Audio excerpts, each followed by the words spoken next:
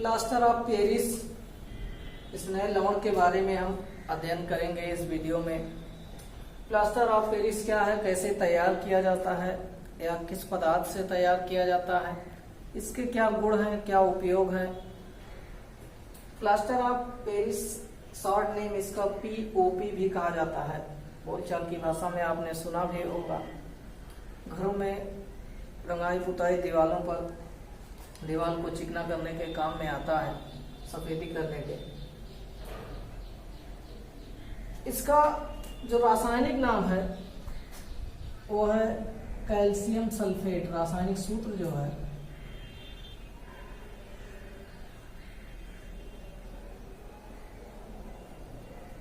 CaSO4 into half H2O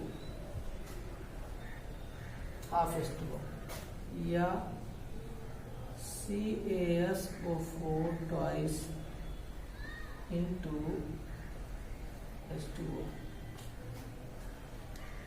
half H2O यहाँ इस नाते लिखा गया है इसके सूत्र में कि वास्तव में जल का आधा अणु नहीं होता है, लेकिन यहाँ अगर इसके दूसरे सूत्र में आप देखेंगे जो अलग प्रकार से लिखा गया है CaSO4 ट्वाइस, यानी कैल्शियम सल्फेट के 2 अणु हैं और उससे जल का एक अणु जुड़ा हुआ है, लगा हुआ है। तो इस प्रकार से कैल्शियम सल्फेट के 2 अणुओं से जल का एक अणु लगा हुआ है।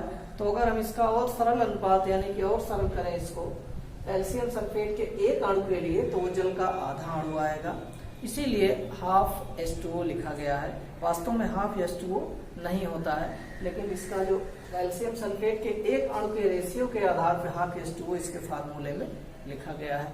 इस आधार पर इसका रासायनिक नाम भी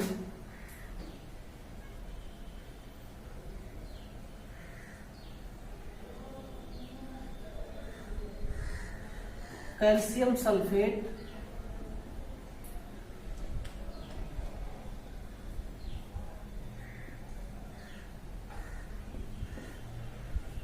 और हाफ H2O के लिए हेमीहाइड्रेट।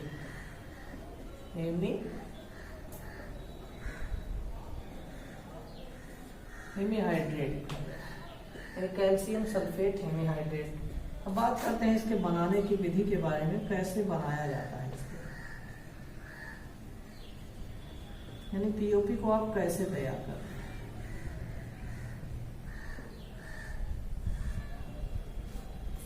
तो POP को तैयार करने की आसान विधि है कि जिस प्रकार से कैल्शियम सल्फेट के साथ या कैल्शियम सल्फेट के 2 अणुओं के साथ जल का एक अणु जुड़ा हुआ है इसके सूत्र में, इसी प्रकार से इससे मिलता जुलता एक सूत्र होता है जिसको बोलते हैं जिप्सम। इसका नाम क्या है? जिप्सम है, यानी कि जिप्सम के द्वारा। इसे कैसे बनाते हैं? जिप्सम के द्वारा। और जिप्सम है क्या?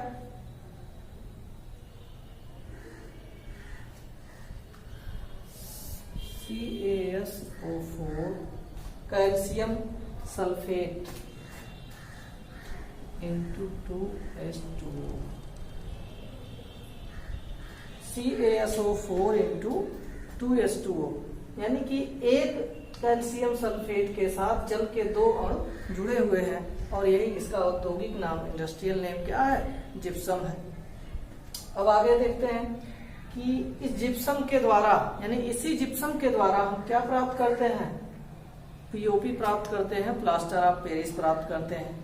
अब दोनों में अगर हम सूत्रों में देखेंगे तो एक चीज का अंतर है, कैल्शियम सल्फेट के एक अणु के साथ यहाँ हाफ H2O है और यहाँ 2H2O है, यानी कि जल की मात्रा इसमें ज्यादा है और इसमें जल की मात्रा कम है। तो अगर हमको जल की मात्रा कम करनी है तो आप जानते हैं कि जल की मात्रा किसी भी पदार्थ में कम करने का एक जो सर्व प्रचलित तरीका है वो है गर्म करना या वाष्पन। यानी कि उस पदार्थ को अगर हम गर्म कर दें तो उसमें से जल के अणु निकल जाएंगे और इस प्रकार से।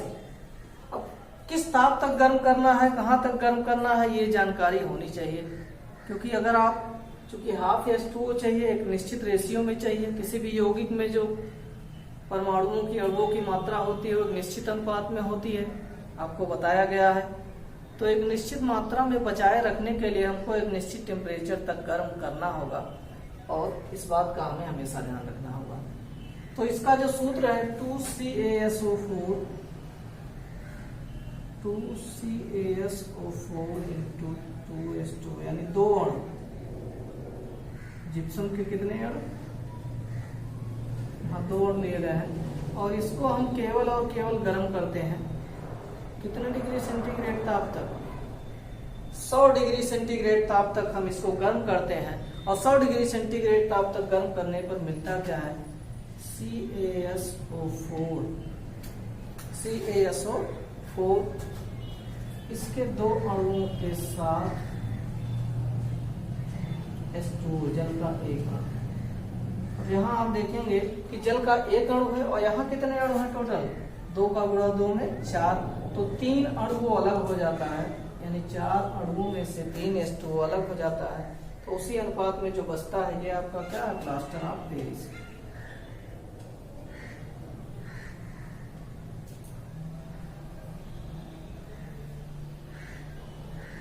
यही प्लास्टर ऑफ पेरिस है। या इस तरीके से हम ऐसे भी लिख सकते हैं CaSO4 into ½ H2O। तब यहाँ पर 2 अणु नहीं लेंगे और 1 अणु वहां क्या हो जाएगा, अलग हो जाएगा, या 3/4 अलग हो जाएगा। तो जिस प्रकार से हमको जिस रेशियो में चाहिए उसी प्रकार से यौगिक का सूत्र ना बदलने पाए, उसी प्रकार से फार्मूले में रखते हैं। तो ये विधि हो गई बनाने की, यानी इसको कैसे तैयार किया जाता है, जिप्सम के द्वारा plaster of Paris 100 degree centigrade ताप पर गर्म करते हैं, जिसमें से जो 3/4 जल होता है वो निकल जाता है, और 3/4 जल के निकल जाने के पश्चात जो बचता है वो क्या होता है, प्लास्टर ऑफ पेरिस। अब 100 डिग्री सेंटीग्रेड तक ही क्यों गर्म करते हैं, इसका भी ध्यान रखना चाहिए कि अगर हम इसको 100 डिग्री सेंटीग्रेड से ज्यादा अधिक या लगभग 200 डिग्री सेंटीग्रेड तक गर्म कर दें, तो 200 डिग्री सेंटीग्रेड तक गर्म करने पर क्या होगा कि ये जो जल का 1 अणु इसमें शामिल है वो भी खत्म हो जाएगा, यानी जितनी भी जल की नमी है वो सब पूरी तरह समाप्त हो जाएगी। तो बचेगा क्या, कैल्शियम सल्फेट बचेगा, शुष्क कैल्शियम सल्फेट बचेगा। और ये पदार्थ जो होता है ये तब इसको मृत पदार्थ बोलते हैं, यानी इसमें जल की नमी सोखने की क्षमता जो होती है वो फिर खत्म हो जाती है। तो अगर हम इसको फिर दोबारा जल में घोलकर प्रयोग करना चाहें तो इसका कोई असर नहीं होता है। इसीलिए इसको एक लिमिटेड टेम्परेचर तक गर्म किया जाता है कि बाय द वे अगर हमको प्लास्टर ऑफ पेरिस के द्वारा घरों की रंगाई पुताई करनी है, दीवारों पर प्लास्टर करना है, तो फिर हम उसमें पानी मिला के जब हम घरों पर प्लास्टर करेंगे तो वो पकड़ेगा नहीं दीवार पर सही से, तो इसकी कोई वैल्यू नहीं रह जाएगी। इसीलिए 100 डिग्री सेंटीग्रेड तक निश्चित ताप तक ही गर्म करते हैं। बात करते हैं इसके गुण के बारे में, क्या गुण है इसके गुण।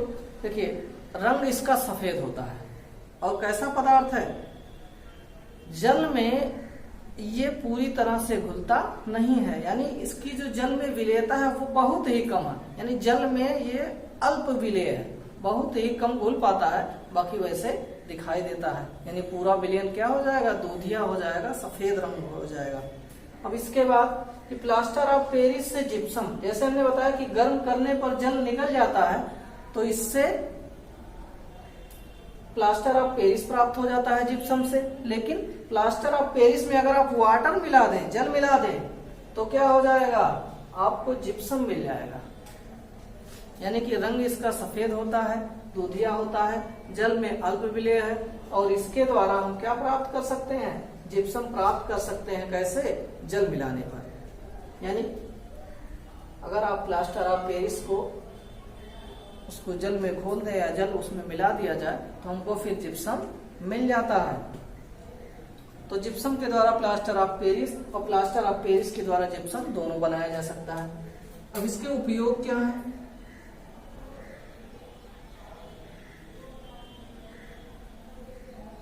इसके उपयोग सबसे पहले आपको बताया गया इसके उपयोग के बारे में कि इसका जो मुख्य उपयोग है, हमने बताया कि घरों पर या दीवारों पर जो रंगाई पुताई का कार्य होता है, प्लास्टर का कार्य होता है, वो इसी के द्वारा होता है। यानी घरों की रंगाई व पुताई में।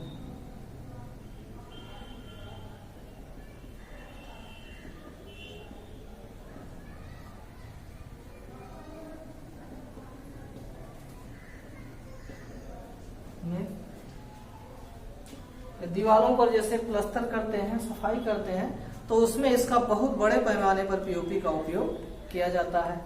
दूसरा इसका महत्वपूर्ण उपयोग है, टूटी हुई हड्डियों पर प्लास्टर चढ़ाने में भी पीओपी का उपयोग किया जाता है।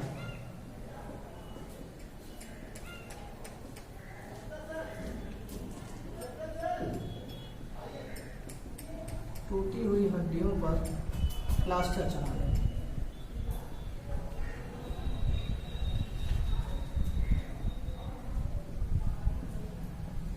इसी प्रकार से आपने देखा होगा कि सफेद रंग की एकदम प्लास्टर, उसी के जैसा खिलौने और मूर्तियां भी बन के आती हैं मार्केट में, सुंदर सुंदर खिलौने एवं मूर्तियां बनाने में।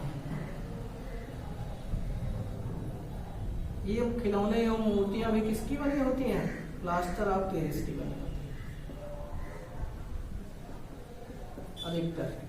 अधिकांश जो खिलौने एवं मूर्तियां सफेद रंग की आती हैं वो किसकी बनी होती हैं? प्लास्टर ऑफ पेरिस की बनी होती है। और दांतों के प्लास्टर केवल हाथों के नहीं, हाथों पैरों या हड्डियों के नहीं, दांतों के भी प्लास्टर बनाने में पीओपी का उपयोग किया जाता है। दांतों के भी प्लास्टर बनाने में पीओपी का उपयोग किया जाता है। चाक, जो ब्लैक बोर्ड पे लिखने के लिए आप चाक यूज करते हैं, चाक के निर्माण में भी इसका उपयोग किया जाता है, पीओपी का उपयोग किया जाता है। जो शुष्क पीओपी हमने बताया कि अगर आप 100 डिग्री सेंटीग्रेड से ज्यादा गर्म कर दे रहे हैं इसको, तो इसमें से जल की अधिकांश नमी दूर हो जाती है। तब इस विधि का प्रयोग, यानी कि उसकी क्वालिटी कम हो जाती है, और उसका प्रयोग किसके रूप में किया जाता है? डस्टलेस चाक बनाने में। यानी इस चाक की यह विशेषता होती है कि रगड़ने पर या पोंछने पर इसमें से ज्यादा धूल के कण या जो बारीक कण होते हैं वो ज्यादा उड़ते नहीं है और सांस के साथ हमारे अंदर प्रवेश नहीं करते हैं। तो डस्टलेस चाक बनाने में भी इसका उपयोग किया जाता है। तो ये सब, अब चूंकि जमने की क्रिया में ये फैलता भी है, इसीलिए प्लास्टर के रूप में इसका उपयोग तेजी से किया जाता है। यानी कि जब इसका जमाव होता है तो ये फैलता भी है, प्रसार होता है। ये सब इसके मुख्य उपयोग है प्लास्टर ऑफ पेरिस के, पीओपी के। यानी आप इसको जिप्सम से तैयार करते हैं, सूत्र भी इसको बता दिया गया, चाहे सूत्र इस प्रकार से लिखा हो चाहे इस प्रकार से, दोनों एक ही चीजें हैं। क्योंकि जल का आधा अणु नहीं होता है, इसीलिए कि जल के पूरे अणु को प्रदर्शित करने के लिए, यानी 2 कैल्शियम सल्फेट के अणुओं के साथ केवल जल का एक अणु जुड़ा होता है, इसीलिए इसके सूत्र को चाहे आप इस प्रकार से लिखिए चाहे इस प्रकार से लिखिए।